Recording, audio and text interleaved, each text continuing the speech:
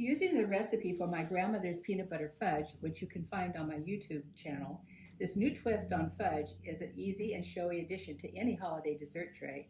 With no baking, this recipe comes together with 6 simple ingredients and very little time and effort.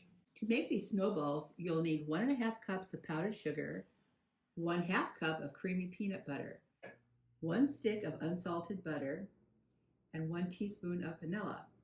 You'll also need 1 teaspoon of coconut oil and 3/4 of a cup of white chocolate chips. In a saucepan, melt your butter.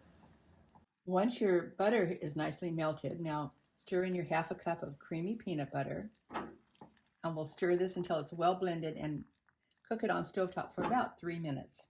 Our peanut butter and butter mixture has come together nicely, and I have added 1/4 teaspoon of coarse salt. Our mixture's been on the stove for about 3 minutes and it's coming to a gentle boil, so now it's time to take it off heat and stir in your vanilla. Now it's just a matter of pouring your hot mixture into your powdered sugar. This will take a few minutes, but you want to mix it well and bring it all together. Once your mixture is all brought together, it needs to be a little bit thick, and with mine I found I needed to add about another 1/2 cup of powdered sugar, so you want it to be thick. Once you're happy with your mixture, you want to cover it with a piece of saran wrap, and this needs to refrigerate for an hour. Our peanut butter balls are nicely firmed up, and now just using your hands, just roll them into balls and put them on a parchment-lined baking sheet. And the next step will be to dip them in melted white chocolate. As always, I like to melt my chocolate on the stove top. I've added a teaspoon of coconut oil to my white chocolate, and using a double